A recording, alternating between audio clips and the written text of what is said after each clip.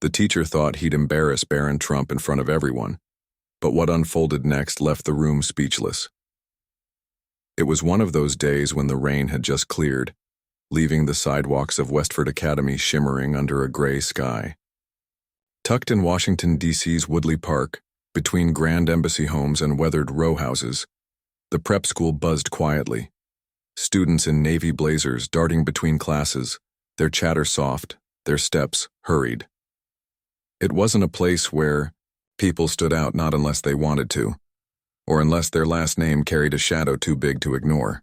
Barron didn't chase attention. Taller than most of his teachers, he moved through the halls with a quiet grace, always early, always alone. His shoulders sloped slightly, as if he'd learned to shrink from the spotlight rather than lean into it. People noticed him, not for anything he said or did, but for what they thought he might mean.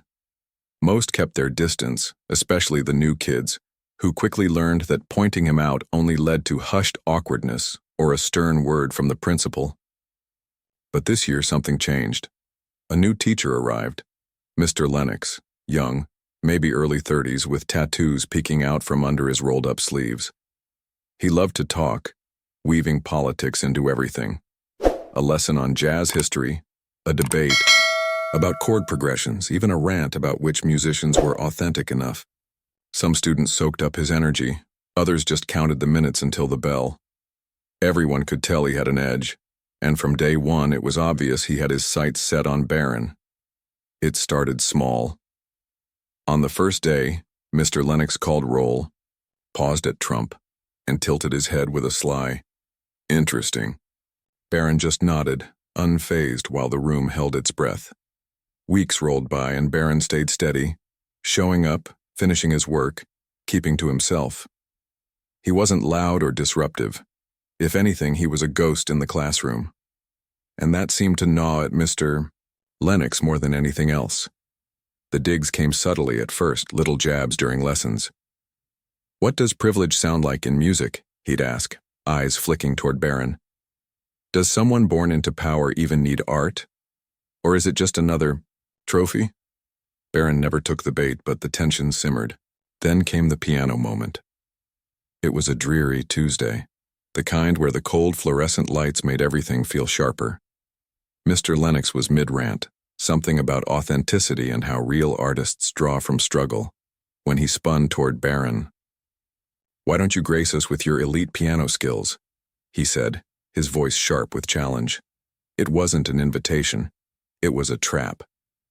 The room went still, heavy with anticipation. Barron looked up from his notebook, slow and deliberate, like he was measuring the words. Mr. Lennox smirked, daring the class to join the game. "You do play, right? I mean, your mom's shown off those videos. Fancy piano, private lessons. Let's hear what all that money bought." No one laughed. A few kids squirmed, sensing the line being crossed. This wasn't how teachers acted here, not so openly at least. Barron stood, no fuss, no protest, and walked to the old piano in the corner. It was a relic donated by some jazz alum, its keys worn and chipped. He pulled out the bench and sat, the class watching, unsure. Even Mr. Lennox leaned in, curiosity flickering behind his smug grin. A girl with green glasses, Noreen, whispered, "What's he doing?" No one answered. Barron adjusted the bench, his fingers hovering over the keys. His face was calm, unreadable, like he was sifting through a private thought. The silence grew, not uneasy but alive, waiting. Mr. Lennox couldn't resist. "Well," he prodded, louder now. "We're all waiting. Or is this one of those acts better suited for a gala?" A couple of boys snickered nervously. Barron didn't flinch. "Do you want a show?" he said, his voice low and steady. "Or something real?" The question sliced through the room, sharp and true.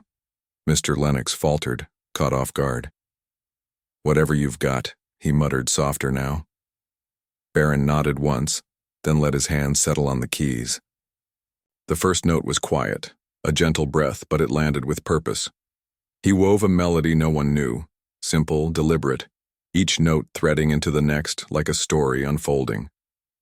The class listened, drawn in, Mr. Lennox stopped tapping his arm, his smirk fading.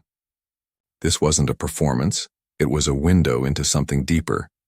Then, effortlessly, Barron shifted into Debussy's Clair de Lune. But it wasn't the version they knew. It was slower, heavier, like every note carried a weight he'd been holding alone. Halfway through, a girl slipped her phone out but didn't record. It felt too sacred to capture. Mr. Lennox edged closer, not to judge but to absorb. He'd wanted to unmask privilege, to poke at the rich kid with the famous name. Instead, he found himself facing something raw, something he couldn't dismiss. Barron finished, not with a grand gesture but with stillness. The final note lingered and no one moved. The room felt different, cracked open, softer. Mr. Lennox exhaled, searching for words. "Well," he said, voice catching. "That was unexpected." The sarcasm didn't return.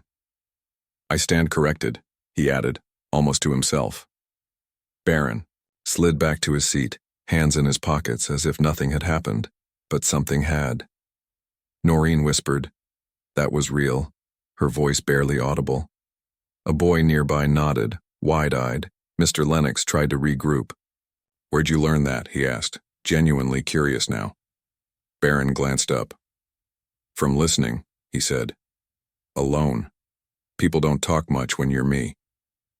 It wasn't a complaint, just a fact. Lennox nodded, processing. "You ever play for anyone?" "Not like this," Barron replied, "not where it matters." That landed deep. "Let's take 5, Lennox mumbled, rubbing his neck. "We'll do Miles Davis next." The spell broke slowly. 2 girls passed. Barron's desk. 1, Naomi, paused. "That was beautiful," she said, then kept walking. He didn't look up, but his eyes softened. Mr. Lennox sat at his desk, staring at blank papers, replaying it all, not just the music, but his own missteps. Later, after class, he'd face the real reckoning. What that moment revealed about him, not just his student. That night, the school stood empty, save for Barron in the music room. The piano lid stayed open as he sat alone, no audience, no pressure. He didn't play right away, just let the day settle. When he finally pressed a key, it was a piece he'd written years ago. Slow, searching, his own. Memories flickered. Sneaking into a Manhattan townhouse at 12, teaching himself in secret. A teacher once saying, "You don't feel it," when he'd never even asked what Barron felt. The endless spotlight of his father's world, where every move was watched, but never seen. Music was his refuge, the one place he could breathe. Outside, Mr. Lennox paused by the door, drawn back by chance. He listened, unnoticed, as the notes spilled out. Unpolished, honest, piercing. It hit him. This wasn't about talent. It was about truth. He knocked softly and stepped in. Barron turned calm. "Didn't mean to interrupt," Lennox said. "That wasn't from earlier, was it?" "No," Barron answered. "It's mine." Lennox nodded. "You said no one talks when you're you. That stuck with me." Barron tilted his head. "Why'd you call me out like that?" Lennox sighed. "I wanted to prove something about power, about voice. Didn't think what it'd cost you." Barron's reply was quiet. "You didn't think I had anything to say?" "No," Lennox admitted. "That's on me." The next day, the halls hummed differently, quieter, kinder. No one spoke to Barron directly, but the glances held respect, not judgment. At lunch, he sat alone, as always, though a few kids lingered nearby, trays in hand, hesitating. Noreen watched him, remembering her sister's old piano and rainy days, lost to music. She wrote a note that night. "You made something beautiful out of something ugly. Thank you." But never gave it to him. In class, Mr. Lennox walked in, softer now. "I owe someone an apology," he said, eyes on Barron. "I crossed a line yesterday, I'm sorry." Barron met his gaze. "Okay," he said simply. Lennox turned to the class. "Today we're talking silence, how it says more than noise ever could." They listened, really listened. After class, Lennox caught Barron. "What you played had weight," he said. "Not just skill, life." Barron paused. You know people until they make you stop and hear them." Lennox smiled faintly. "I'll remember that." Later he emailed Barron. Subject, solo piece submission. "If you're up for it, I'd love your composition in the winter showcase. No pressure." Barron read it, closed his laptop, and let it sit. The real moment had already happened. Days later, under a dull gray sky, Barron lingered in the music room, the lid closed, his backpack untouched. Lennox found him there, a worn binder in hand. "I figured you'd be here," he said. Barron glanced up. "It's where I think best." Lennox sat hesitant. "I misjudged you because of your name. Thought I knew you before you spoke." Barron leaned forward. "People think quiet means empty. Sometimes it's just exhaustion from being drowned out." Lennox nodded, then slid a sheet of music from the binder. Handwritten, shaky, unfinished. "A student of mine wrote this, dropped out, said music kept him alive, but it wasn't enough.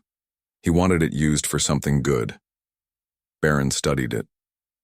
"You think I should finish it?" "I think you'd do it right," Lennox said.